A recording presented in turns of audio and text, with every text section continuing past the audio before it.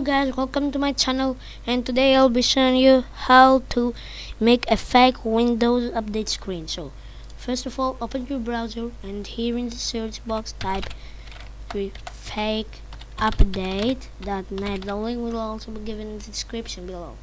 So click on that link and then it's gonna bring you to this website that says fake Windows update screen.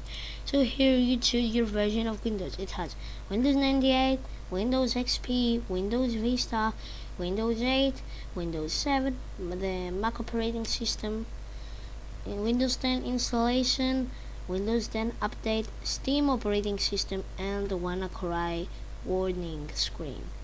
So from here you choose your version of Windows or the message you want and you click on it. Now I'm going to click Windows 10 update. And it's gonna bring you to a website that shows this way. So to make it full screen you have to click F11 on your keyboard.